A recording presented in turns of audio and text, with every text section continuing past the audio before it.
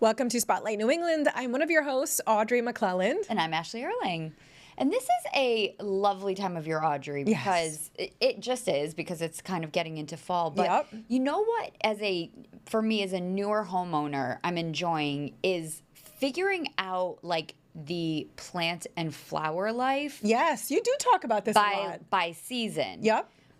Because this is very, very new to me. Very new and very different. It's all very new to me. And so, you know, as we're figuring out, obviously hydrangeas were the first thing that went at our house. She hadn't even signed the paper. Yeah, New England, I was like buying hydrangea bushes. I was like, these do. I mean, here they are. No, I'm just kidding. These aren't. But, but it's interesting to see, you know, the different things throughout the season, what blooms when and how long and what does it take? Yeah, definitely. You know, do they come up every year? Do you have to redo it every year? Right. So I love kind of finding out more about that. I haven't done too much with it yet. I'm dive deeper filing information, but our coworker Meg, who is our producer on the Road Show and also one of our kind of reporters on the show as well, she actually went to a local dahlia patch to find out more about dahlias, which are in season right now. So check it out.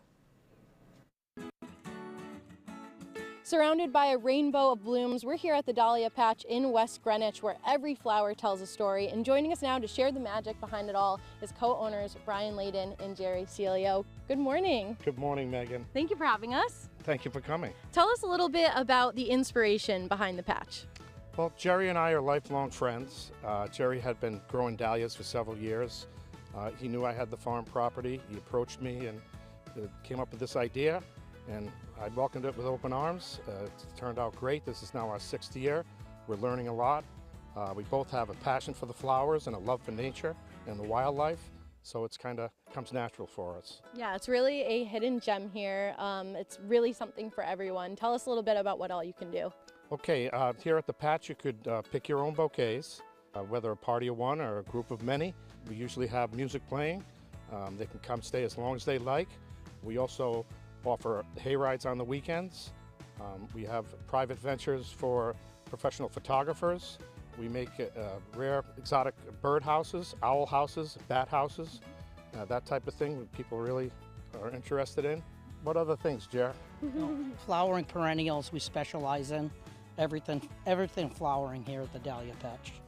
You can really see it too. You can see the butterflies, the birds, the hummingbirds, the bees. It's truly a great experience already, and I haven't picked any yet, so that's telling you something. But Jerry, tell us a little bit about what varieties, how do you choose which colorful flowers you plant here? I do network within other dahlia growers in the community and throughout the region and find out what's growing well for them, and you know what plants have long stems and things of that nature. And you know, especially we want to get something that grows well within our region as opposed to getting it from somewhere with a different climate. Right. Is there one flower here that really shocks people the most when they come? Yeah, I would have to say this one right behind us here, Double Jill. It's this plant, there's no two flowers that are the same. They some have a lot of yellow, some have mauve, some have both, some have white. Really unique within the dahlia family. And in order for the flowers to stay alive a little bit longer, to have them at our homes, what's some advice that people should take with them when they go home? Okay, well, we provide a mason jar for your bouquet. They go directly into water. That's the most important thing. With a dahlia, they last 4 to 6 days, so it's considerably more than a lot of other cut flowers. If you just do that, the flowers should be good for over a week. Great, awesome. Anything you'd like to add? No, just thank you for coming. Happy to have you here. Yeah, it is beautiful here. You don't need a reservation. You can come here anytime. So you can find more information if you'd like to come with your family, your friends for a photo shoot. You can find that at roadshow.com.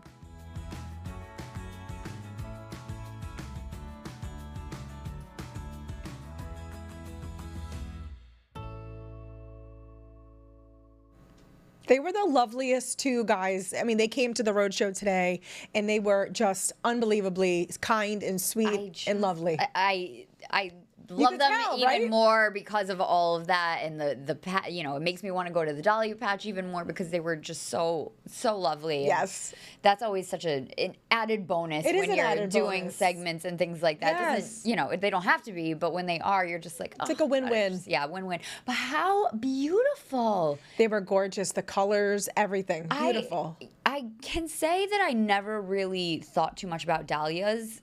And in the past couple of years, I feel like they're kind of, I don't know, almost like growing in I was popularity. gonna say, I feel like they're in so many places now. Maybe it's because I'm more aware again Yeah. of like those types of things. But those were They're gorgeous.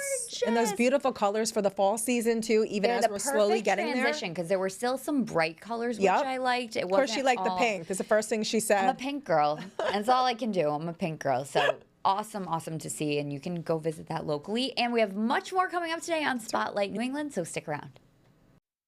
Welcome back to Spotlight New England. So our next guest, and I don't say this lightly as Ashley knows, but this is one of my favorite people in the world. She is someone that I've known now, so gosh, for almost 17 years. Her name is Meredith Sinclair. She was a former elementary school teacher. She has her master's degree in education. And the great thing is she turned into blogging when I started blogging back in the early, really like 2010s.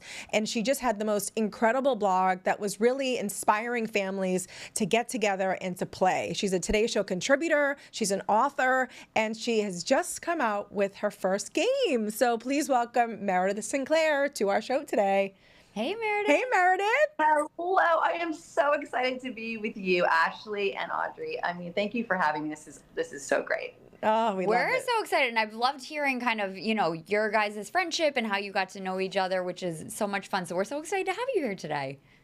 This is awesome. I have never been to Rhode Island, and I still can't believe that. Gotta change that. Gotta so change now that. I feel like I'm kind of there, but I got to get there in person. At some Yes. point. You for have sure. to. We will do like a personal I was Rhode going to Island say, tour we'll for take you on all our favorite places. I can't wait. I love someplace that. I've been wanting to come for a long time, so I'll get there. I'll get there. So Meredith, tell me this, because you are somebody that really, you have done an amazing job, really like committing, really your mission, getting families to get together and to play. And, you know, you are one of those people, you have two sons, and we were chit-chatting before here, and, you know, 27 and 23 at this point, but I got to be honest, on social media and anyone that follows you, they can still see you still have fun playing, doing family things with your grown sons. Where did that come from? When did you realize that this was something that you really felt was important to share with as many people as you could? Well, that is a great question because, you know, people often ask me that, like, you know, this playfulness thing, like, why playfulness? And it really all started in my elementary and preschool classrooms. That, to me, I always say those were my first live audience. Those kids were my first live audience, you know? And I saw in education how valuable it is to do all of the learning through a playful lens, especially with young children. So, you know, years teaching, I saw the benefit of that. And then when I became a blogger, you know, I was writing a lot about my children. The mom blog space was getting bigger and bigger. And I thought, you know, what do I really have to bring from my point of view and my background that could be really helpful for parents? And honestly, I heard a speaker who wrote a book called The Rules of the Red Rubber Ball. And it was about bringing playfulness into the workplace for adults.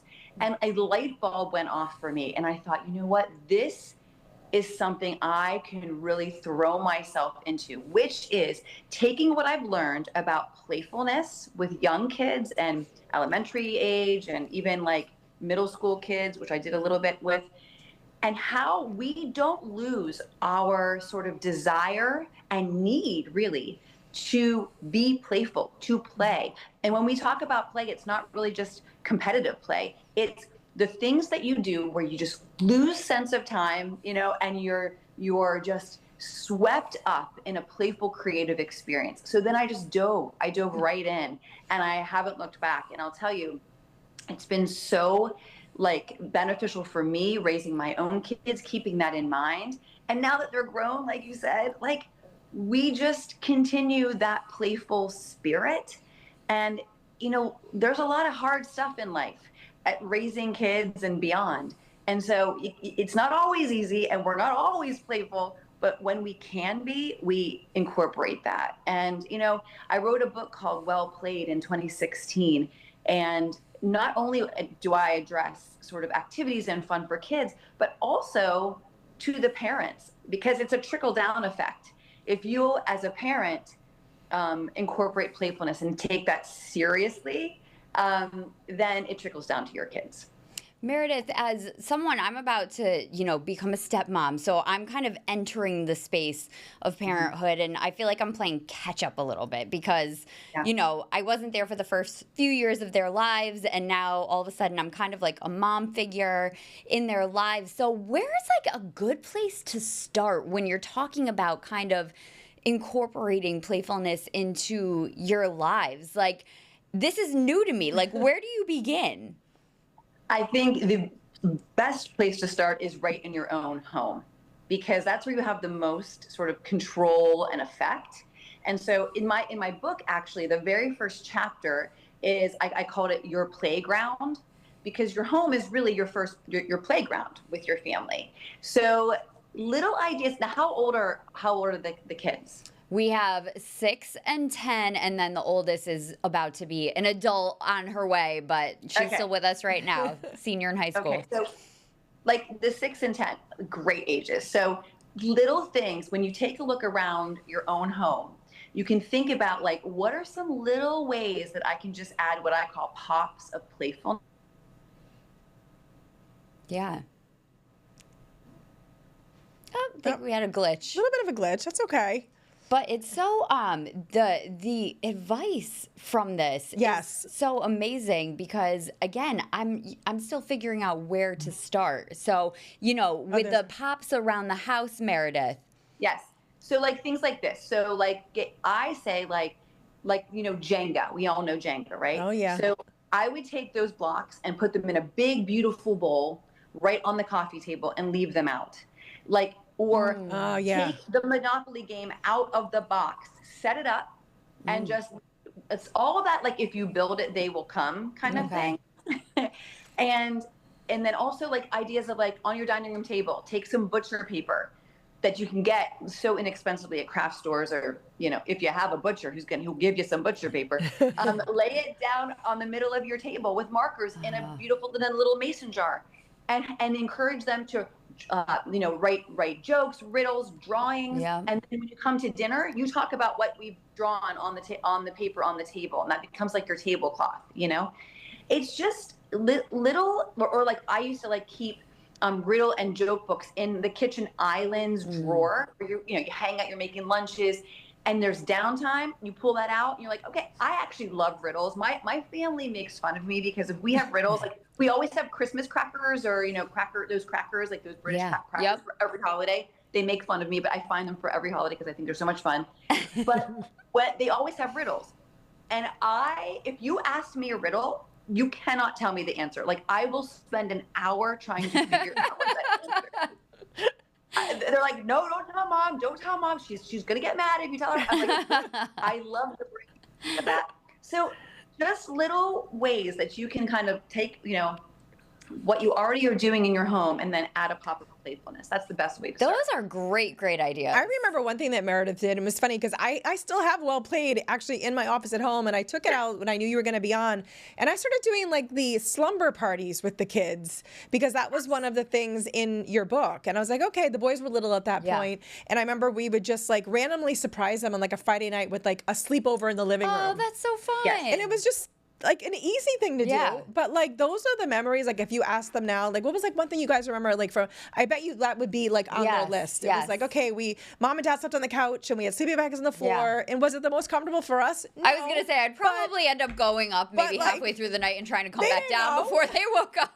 They didn't know. They loved it. Totally fine. That's totally fine too. And those things are free. I mean, they're not expensive things to do. And what I find is when you begin to look for ways to do it, you'll come up with your own, because your mindset, it's just a shift. It's just a slight shift. Yeah. And how can we be a little more whimsical or playful? Like, And Meredith has a new game coming out too, which is so much fun. And we're gonna have her. I know we're a little bit of a glitch right now, but she has this game. It's called Family Fun Starts Here. And really, what it is, it's like cards that, much like what she was talking about. Like you take a card and you scratch it, and there's an activity on it. Yeah. And then you go do that activity, and there's the game right there. And So fun, because again, you don't always know where to start. So it literally starts here. it literally starts here. And she, like, you know, and to go through and just, like, even just like, again, it's the kids from, like, actually, like, your kids are actually like the perfect ages. Yeah. Because they are at that age where you're like in that 5 to 6 year old range where, like, you get excited about doing something, but then you read what's on the card and then you actually go do it. But even when I was, you know, online, I knew that we were going to be chit-chatting with Meredith. These are some other things that she had actually put on her list, that every kitchen should have a disco ball. So you can kind of get a disco ball in the kitchen. I mean, that's an easy sell right? for me. And then you have, you know, old school table games, which I know she had mentioned, and just like things like that, which really come together. Yeah, I love Meredith, it. tell us about how you came up with this game. Okay, so this is great. So Oh no. Don't come back, Meredith. It was like a tease. She's gonna come back. There you are. Here There I you am. are. Go ahead. Keep going. Yes. well, here we go. So basically, they contacted me. They had read my book, and they'd seen me on the Today Show. And pretty much every segment that I do on the Today Show has some element of fun in it. And they have just approached me and they said, "Hey, would you want to collaborate and be a writer for this game?" And when they described it, it was like I yelled yes before they even got done describing. It's so perfect. You know, kids now, when they get bored or they don't have anything to do, everyone's grabbing their phones, and we don't have a sense of wonder.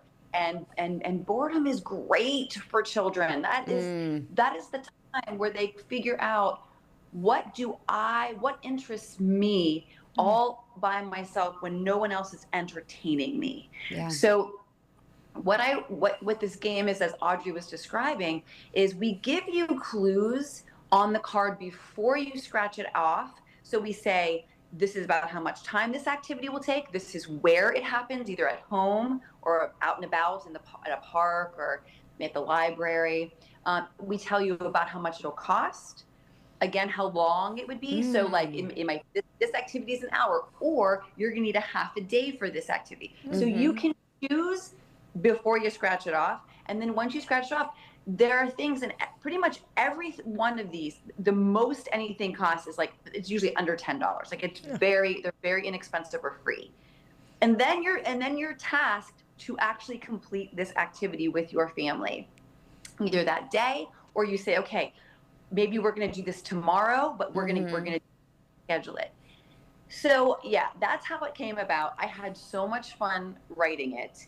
And so now it's available. It's on their website, and it's in some big box stores. And to me, it was just like, again, an immediate yes to help families have something that they can all do together, not just kids doing on their own, but a way to like sort of come together as a family, be a little silly. A lot of them are goofy and silly and fun, and just letting your ego go out the door. No one's recording it to put it on Instagram. Right. Yep. Or just having fun together. I love that. Is so great. And this has honestly been so helpful to me, Meredith. Like, you don't really think about these things necessarily all the time, even though you're very present, you know, in the day to day. But like talking about it, I'm like, yeah, like those are easy things I could be doing to kind of, you know, just incorporate a little more togetherness throughout. Absolutely. I love what we do. Yeah. And Meredith, any of our viewers that are watching too right now and they want to follow you online, where can they find you? Where should they be going? You can follow me on. And we'll have her Instagram account up too. I promise you too. We'll have it too on the thing. She's literally, if you search literally Meredith Sinclair too, right on Google, you will see too. Poor Meredith. There she is. There she is. We'll make sure to link to your all of your social channels, Meredith. Thank you so are the much best. for We joining love you. us. Thank you so much. I'm sorry for the crazy glitching. It's, good. We're so excited to You talk roll to with you. it, Meredith. Yep. That's what we love about you. We just got to get you to Rhode Island now. Yes. Yes, In studio. We can do a setting in studio with you. I would love it. Oh, love you, Meredith. And make sure All right, love you guys. follow Meredith, and we'll have all the information too. But stick around because we have more to come on Spotlight New England. Welcome back to Spotlight New England. Well, you've probably heard by now that Hasbro toy makers are leaving Rhode Island, Yes. which we're sad about. Yeah. But there are so many great memories that are involved with Hasbro, including a local creator who had a hand in a lot of the favorite toys that you know and love. Erica Ritchie caught up with him, so take a look at this. You know, I still have a bin of my husband's G.I. Joe action figures that my boys play with. Now they think it's cool, it's nostalgic, it's retro. And what's really amazing is this global phenomenon started right here in Rhode Island after some top execs from Hasbro heard a pitch from a kid from Western Mass who was fresh out of college. This is Grunt. He was one of the first figures we did. And there's not a lot of detail on him. But there's not a lot of detail you can put on a figure like that, you know. So he's one of the first, and then we have a figure like Duke. You know, he was the head of all the Joes. Remember those guys? I bet you do. They were released in 1982 when G.I. Joe, originally created 20 years earlier, was rebooted by Hasbro and introduced to a whole new generation. Ronald Rudat was the man behind the vision. He lives in Attleboro now and is long retired from the toy company.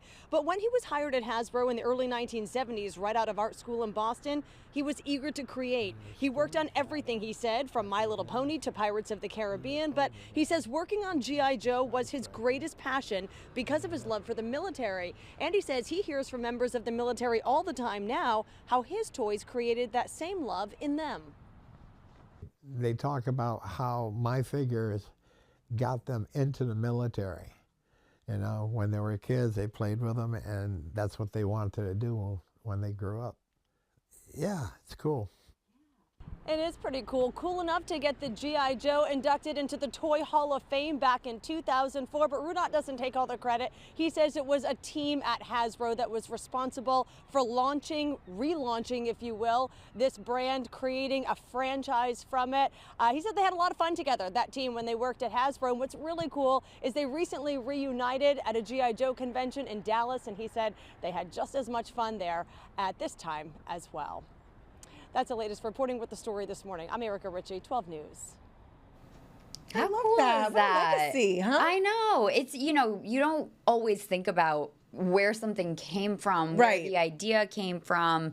You know, we have all our favorite toys as Yes. children, you know, that we love. It's kind of funny, too, because we was talking to Meredith today. It really kind of has us It thinking ties it all about together, like huh? childhood and play and all of that. So it's so nice to hear those, you know, memories and origin stories. I mean, Right. it came from his love of playing. I in used the to have like military. a big My Little Pony. Yeah. Called Butterscotch. And I remember when I was a little kid, it had like a long tail, and I remember I would brush the tail of the My Little Pony Yeah. as my mother would like dry my hair. So to your point, you have these memories of do. how Hasbro was really brought into Yeah. your life with the toys Yeah. and what they meant to you. And now you do your daughter's now I do hair. them. You know what? Full circle. And Full yeah, circle. My Little Ponies for me were, that was like a big thing. Yes, Yeah. and they're still like actually very popular with the young amongst- kids. amongst Yes, young Victoria kids? used to have little bath toys. Yeah. She had all the now they've come so far. There's so many. Well, yeah. we didn't have as many options. No, but I loved so that. It's so cool. Yeah, so cool. That was very fun to look back on all those, and what a fun show today to talk about all that stuff All and the kind play. of bring back some childhood memories. Well, you can watch us here on Spotlight New England Monday through Friday at 12:30, and then we re-air at 8 p.m. on the 12 Plus Smart TV streaming That's app, right. free to download on most TVs. So we hope you'll join us Monday through Friday when you have time. And thanks for joining us today on Spotlight New England. We'll see you next time.